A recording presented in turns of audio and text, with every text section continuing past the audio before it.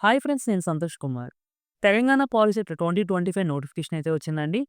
ఈ వీడియోలో ఈ ఎగ్జామ్‌కి సంబంధించి కంప్లీట్ డీటెయిల్స్ మీకు నేను ఎక్స్‌ప్లెయిన్ చేస్తాను. వీడియోని చివరి వరకు చూడండి. అండ్ ఈ పీడీఎఫ్ మీరు కంపల్సరీగా డౌన్‌లోడ్ చేసుకొని పెట్టుకోండి. ఇందులో మొత్తం చాలా ఇన్ఫర్మేషన్ ఉంటుంది. అంటే ఎగ్జామ్ వరకు మీకైతే తెలిసిపోతుంది ఏంటి అనేది. బట్ ఎగ్జామ్ తర్వాత కాలేజెస్, రిజర్వేషను, నెక్స్ట్ ఈ కౌన్సెలింగ్‌కి సంబంధించిన ఇన్ఫర్మేషన్ అంతా కూడా ఇందులోనే ఉంటుంది. సో, ఇది మీకు ఫర్దర్‌గా చాలా యూజ్‌ఫుల్ అవుతుంది. ఇది మీరు డౌన్‌లోడ్ చేసుకోవడానికి ఈ వీడియో కింద టీఎస్ పాలిసెట్ అని చెప్పి ఒక చిన్న కామెంట్ పెడితే నేను లింక్ సెండ్ చేస్తాను. దాని ద్వారా మీరు డౌన్‌లోడ్ చేసుకొని పెట్టుకోండి. ఓకేనండి. ఇందులో ఇప్పుడు మాత్రం ప్రెజెంట్ మనం అంత డెప్త్‌గా ప్రతి పేజు చెప్పడానికి ఏమి కుదరదు.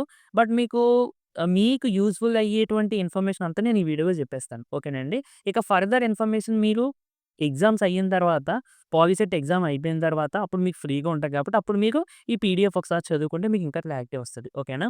ఓకే. ఫస్ట్ పేజ్ నంబర్ 2లో మనకి ఇంపార్టెంట్ డేట్స్ ఇవ్వడం జరిగింది. ఏప్రిల్ 19 అండి లాస్ట్ డేటు ఈ ఎగ్జామ్‌కి అప్లై చేసుకోవడానికి. ఏ లేట్ ఫీజు లేకుండా.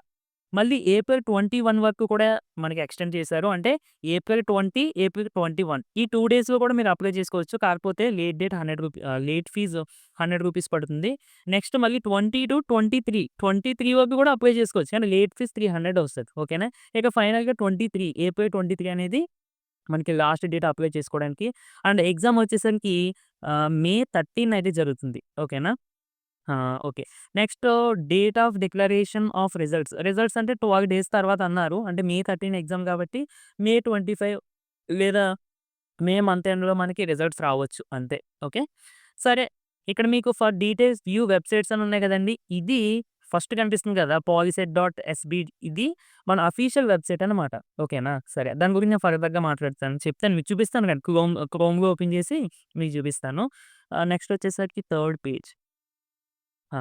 ఈ థర్డ్ పేజ్‌లో ఏంటంటే ఇదొక ఇండెక్స్ పేజ్ లాంటిదిమాట. ఇప్పుడు చూడండి మనకి మ్యాథమెటిక్స్ టెక్స్ట్ బుక్ లెసన్స్ అన్నీ నేమ్స్ ఫస్ట్ ఉంటాయి కదా! ఇండెక్స్ పేజ్‌లో అలాంటి పేజ్. ఈ పీడీఎఫ్‌లో కంటెంట్స్ ఏమేమి ఉన్నాయన్నది ఇక్కడ ఇవ్వడం జరిగింది. ఓకేనా? నెక్స్టు ఇక్కడ ఫోర్త్ పేజ్‌లో అంటే ఈ పేజ్‌లోనే పాలిసెట్ ఎగ్జామ్ గురించుంది. అలాగే మీకు ఈ తెలంగాణ పాలిసెట్‌లోని పాలిటెక్నిక్ కాలేజెస్‌లో మనం ఇంజినీరింగ్ అంటే డిప్లొమా చేయడానికి జాయిన్ అవ్వచ్చు. అలాగే అగ్రికల్చరు, హార్టికల్చరు, వెటర్నరీ అని చెప్పి ఉంటుందండి. నేను దాని గురించి ఫర్దర్‌గా ఎగ్జామ్ ప్యాటర్న్ టాపిక్ వచ్చినప్పుడు నేను చెప్తాను. ఇదే వీడియోలో చెప్తాను. ఓకే. ప్రెజెంట్ దీన్ని స్కిప్ చేద్దాం ఇక్కడ.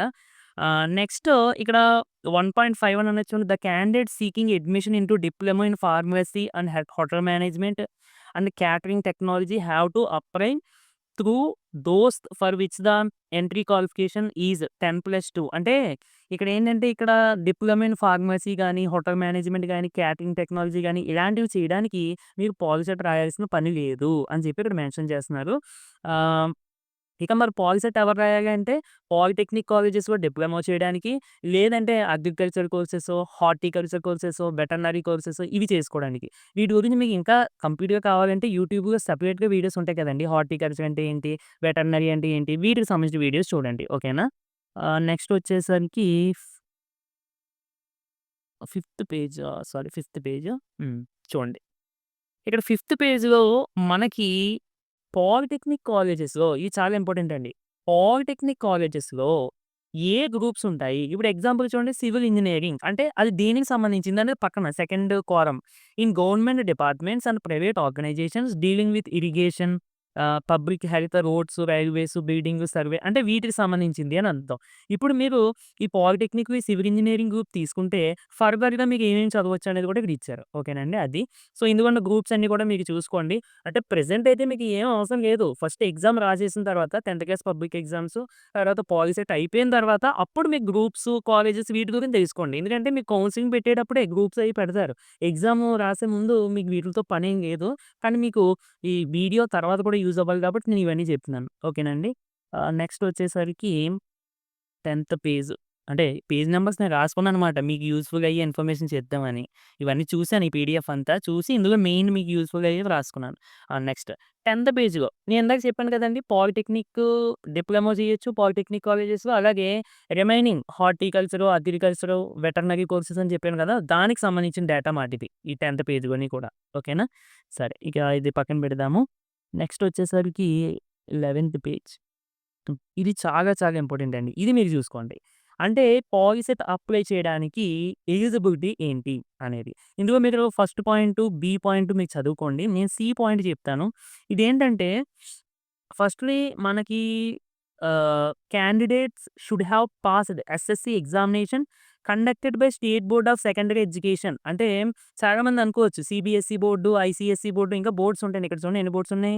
మన స్టేట్ బోర్డ్ ఆఫ్ తెలంగాణ ఒకటి, next CBSE, next ICSE, next NIOS, next TOSS ఇవన్నీ కూడా బోర్డ్స్ అన్నమాట. ఓకేనా. అంటే 10థ్ క్లాస్ మీకు ఈ ఏ బోర్డ్‌లో చదివినా సీబీఎస్‌ఈ స్కూల్‌లో చదివినా, ఐసీఎస్‌ఈ స్కూల్‌లో చదివినా, ఏ స్కూల్‌లో చదివినా గానీ ఈ తెలంగాణ పాలిసెట్‌కి మీరు అప్లై చేసుకోవచ్చు. 10థ్ క్లాస్ కంప్లీట్ అయిన ప్రతి ఒక్కరు కూడా అప్లై చేసుకోవచ్చు. అయితే తెలంగాణ స్టూడెంట్స్‌కి డౌట్ వచ్చేస్తది. ఇప్పుడు మాది ఇంకా ఎగ్జామ్స్ అవ్వలేదు. మేము అప్లై చేసుకోవచ్చా అంటే, ఇప్పుడు ప్రెజెంట్ ఎగ్జామ్స్ అవుతూ ఉన్న వాళ్ళు కూడా అప్లై చేసుకోవచ్చు. ఓకేనండి. అండ్ ఇక్కడ చూడండి. At least 35% of the marks in the qualifying examination. కంపల్సరీగా 35% ఆఫ్ ద మార్క్స్ మీకు వచ్చుండాలి. Including mathematics, physics, chemistry with minimum of 35% marks in each subject.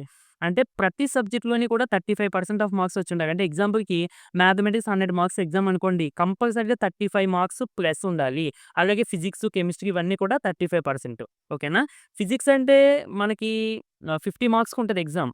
అందులో 35% అంటే 35 మార్క్స్ అని కాదు. ఇంకా తగ్గుతుంది. ఓకేనా. మ్యాథ్స్ 100 మార్క్స్ కాబట్టి 35% అంటే 35 మార్క్స్ అవుతాయి. ఓకేనా. సరే. ఇకొచ్చేసరికి ఇంక ఇదేనండి. ఇంకంతకు మించి ఎక్కువ అవసరం లేదు మనకి ఎలిజిబిలిటీ. ఇది నెక్స్ట్ పేజ్‌లో eligibility criteria to appear for అంటే నాన్ ఇంజినీరింగ్ కోర్సెస్ ఉంటాయి కదా! వెటర్నరీ, హార్టికల్చర్, అగ్రికల్చర్ వీటికి సంబంధించి ఎలిజిబిలిటీ క్రైటీరియాస్ ఇక్కడ ఇచ్చారు. ఓకేనా. ఇక్కడ కూడా అంతేనండి. మాక్సిమం 35% ఆఫ్ మార్క్స్ ఉండాలి. 10థ్ క్లాస్ కంప్లీట్ అయ్యి ఉండాలి.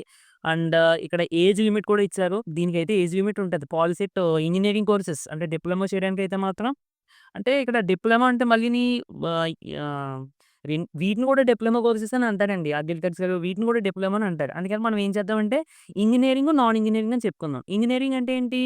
ఈ అగ్రికల్చరు, హార్టికల్చరు, వెటర్నరీ కాకుండా ఇందాక మనం చెప్పుకున్నాం కదా! సివిల్ ఇంజినీరింగు, మెకానికల్, ఎలక్ట్రికల్ ఇవన్నీ కూడా ఇంజినీరింగ్ కోర్సెస్. ఇక నాన్ ఇంజినీరింగ్ అంటే అగ్రికల్చరు, వెటర్నరీ ఇవి మాట. అంటే మీరు అర్థం అవ్వడం కోసం చెప్తున్నాను. ఓకేనా అండి. ఇంగోండి చూడండి ఎలిజిబిలిటీ క్రైటీరియాస్ ఇచ్చారు. ఇవన్నీ మనకి పని లేదు ప్రెజెంట్ అయితే. తర్వాత మాత్రం ఎగ్జామ్ అయ్యాక మాత్రం ఇవి ఒకసారి మీరు ఖాళీ చూసుకొని చదువుకోండి.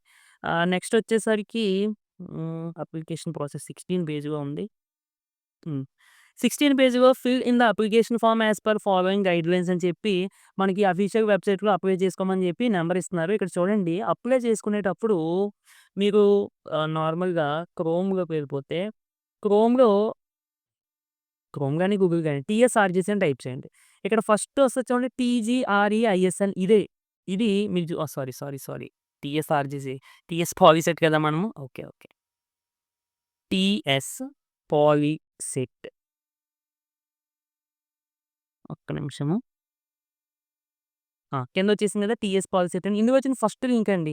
ఇక్కడ చూడండి హెచ్‌టిటిపిఎస్ పాలిసెట్.ఎస్‌బిటిఇటి ఇది అఫీషియల్ వెబ్‌సైట్. ఇది మీరు ఓపెన్ చేస్తే ఇక్కడ మీకు వస్తాయండి. రిజిస్ట్రేషను ఇయన్నీ కూడా వస్తాయి. మీకు ఆటోమేటిక్‌గా ఓపెన్ చేస్తే తెలిసిపోద్ది. మీరు ఫస్ట్ రిజిస్ట్రేషన్ మీద క్లిక్ చేస్తే అప్పుడు ఇక్కడ మీకు అప్లై చేసుకోవాలి. ఇక్కడ చూడండి starting mobile number, applicant name ఎస్ఎస్‌సిలో ఎలా ఉందో అలాగే ఇచ్చుకోవాలి. అయితే నేను ఇక్కడ ప్రాసెస్ చెప్పట్లేదండి. జస్ట్ మీకు ఎలా ఓపెన్ చేయాలని మాత్రమే చెప్తున్నాను. ఇక్కడ ఫీజ్ కూడా ఉంటుందండి అప్లై చేయడానికి. చూడండి ఇచ్చారు మనకి. ఫర్ ఎస్సీ, ఎస్టీ క్యాండిడేట్స్ రూ. 250 ఇక ఓసీ, ఓబీసీ ఇంగా ఎస్సీ, ఎస్టీ కాకుండా మిగిలిన వాళ్ళందరూ కూడా రూ. 500 పే చేయాల్సి ఉంటది. అంటే పాలిసెట్ అప్లై చేసుకోవడానికి. ఓకేనండి. అండ్ అప్లై చేసుకునేటప్పుడు కూడా నేను సజెస్ట్ చేసేదేంటంటే ఫోన్‌లో మీరెవరు ఓన్‌గా అప్లై చేయొద్దండి. ఎందుకంటే పేమెంట్ పేజ్ దగ్గర ఏమన్నా డీటెయిల్స్ అయి తప్పు కొట్టడం ఇలాంటివి జరగడం వల్ల ఏంటంటే చిన్న చిన్న ఇష్యూస్ వస్తూ ఉంటాయి. అందుకని మీ రిలేటివ్స్‌లో ఎవరైనా ఎడ్యుకేటెడ్ ఉంటే వాళ్ళకి వీటి మీద ఐడియా ఉంటది కాబట్టి వాళ్ళతో అప్లై చేయించుకోండి. సిస్టమ్‌లో అప్లై చేయించుకోవడానికి ట్రై చేయండి. లేదంటే మీ దగ్గరలో ఉన్న మీ సేవకో లేదంటే ఇంటర్నెట్ కేఫ్స్‌కో వెళ్లి అక్కడ వాళ్ళతో అప్లై చేయించుకోండి. మీ పక్కనుండి డీటెయిల్స్ అయి జాగ్రత్తగా చూసుకొని అప్లై చేయించుకోవాలి. ఓకేనండి. మీకు ఓన్‌గా మాత్రం ఇక తప్పదు అంటే తప్ప నార్మల్‌గా మీరు ట్రై చేయొద్దు. ఓకేనా? సరే ఇక మనకి వీటితో పని లేదు. నెక్స్టు ప్యాటర్న్ సిలబస్ ఇది చాలా చాలా ఇంపార్టెంట్ అండి. 17థ్ పేజ్‌లో ఇచ్చారు. Okay. Pattern and syllabus for the examination అని చెప్పి ఇచ్చారు. ఇది చాలా ఇంపార్టెంట్ జాగ్రత్తగా వినండి. ఇక్కడ మీకు పేపర్ మొత్తం 2 అవర్ 30 మినిట్స్‌కి జరుగుద్ది టైము. అంటే 2 అవర్ 150 మినిట్స్‌కి ఎగ్జామ్ జరుగుద్ది. ఇందులో మ్యాథమెటిక్స్ బిట్స్ 60 ఉంటాయి. ఫిజిక్స్ 30, కెమిస్ట్రీ 30, బయాలజీ 30 ఉంటాయి. జాగ్రత్తగా వినాలండి.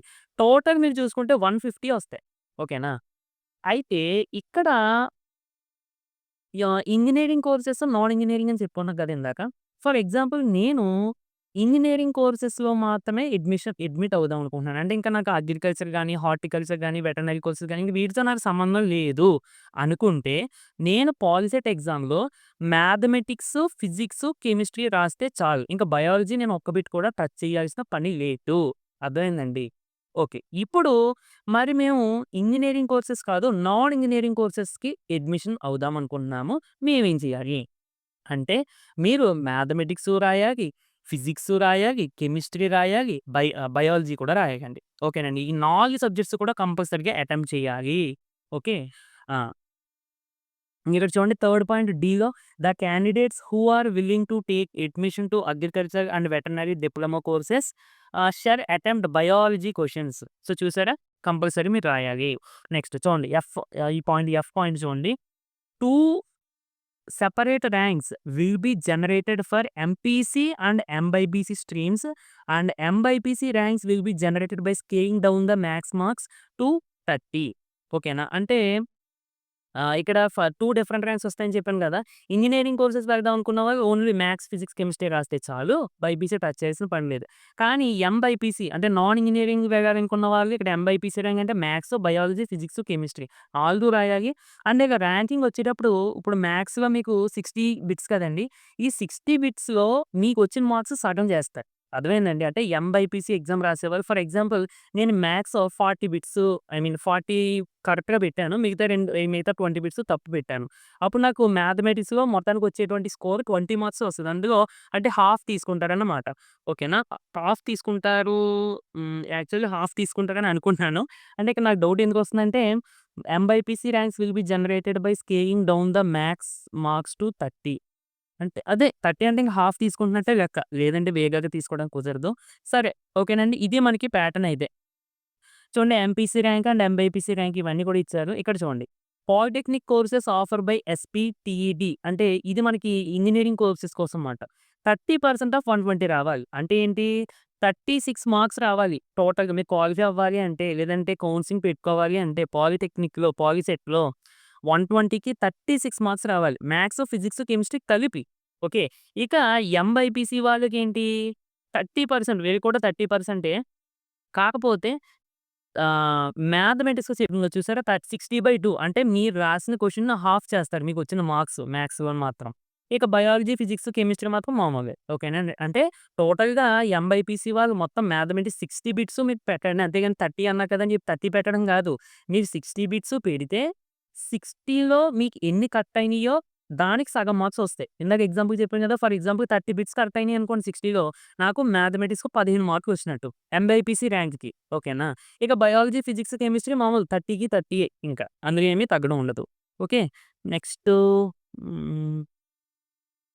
చూడండి. కే పాయింట్ చూడండి ఇక్కడ candidates should not bring logarithmic tables, calculators, pages, cell phones or any other supporting electronic gadgets into examination hall. Any candidate found in possession for any forbidden material అంటే ఏం గాదు. ఇవేమన్నా తెచ్చుకుంటే బయటికి పంపించేస్తాము అని అంటున్నారు అంతే. ఓకేనండి. ఇక నెక్స్ట్ ఈ పాయింట్స్ అన్ని కూడా మీరు ఒకసారి ఇది చదువుకోండి. ఇది ఎగ్జామ్ ముందే చదువుకోండి. ఎందుకంటే ఇవి ఎగ్జామ్‌కి మీకు యూజ్‌ఫుల్ అవుతాయి. ఓకేనా? ఆహ్, నెక్స్ట్ వచ్చేసరికి హోంవర్క్ షీట్ కూడా ఇచ్చారు. ఎలా ఉంటుంది ఏంటి అన్నది. అలాగే హోంవర్క్ షీట్ మీద మీకు ఆన్సర్ పెట్టేటప్పుడు ఎలా పెడితే కరెక్ట్, ఎలా పెడితే రాంగ్. ఇక్కడ చూసారా ఫస్ట్‌ది కరెక్ట్. తర్వాతి 3 కూడా రాంగే. ఈ విధంగా పెట్టకూడదు అని అర్థం. హ్మ్. సరే. ఇక 27థ్ పేజ్. ఈ 27థ్ పేజ్ నుండి ఇది మొత్తం కూడా రిజర్వేషన్‌కి సంబంధించిందండి. ఇక్కడ మోడల్ పేపర్స్ కూడా ఇచ్చారు. ఓకేనా? సో, అయితే ఇంకా మెయిన్ పాయింట్ ఏంటంటే మన ఛానెల్‌లో AP POLYCET, Telangana POLYCET, APRJC, Telangana TSRJC ఎగ్జామ్‌కి సంబంధించి మ్యాథమెటిక్స్ ప్రిపరేషన్‌కి సంబంధించి వీడియోస్ వస్తున్నాయండి. అవి చాలా పర్ఫెక్ట్‌గా మీకోసం ప్రతి కాన్సెప్ట్ ఏది మిస్ చేయకుండా ఆర్డర్‌లో వీడియోస్ పెడుతూ ఉంటాము. కంపల్సరీగా చూడండి. And mathematics mock test papers కోసం మన వెబ్‌సైట్ multimax.in విజిట్ చేయండి. ఈ వెబ్‌సైట్ మనది వెబ్‌సైటు.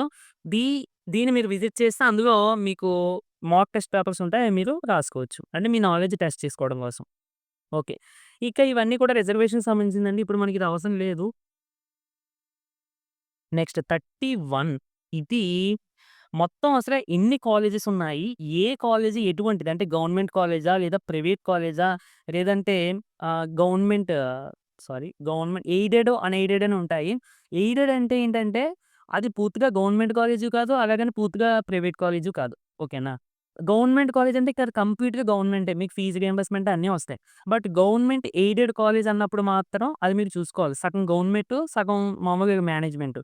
ఇక అన్‌ఎయిడెడ్ అంటే అది కంప్లీట్‌గా ప్రైవేట్ కాలేజే. అందులో మీ ఫీజెస్ ఇవన్నీ కూడా ఎక్కువుంటాయి. ఇక్కడ పక్కన చూసారా కాలేజ్ నేము, అలాగే టైప్ గవర్నమెంటా, లేదంటే ప్రైవేటా ఇలాంటివి ఉన్నాయి.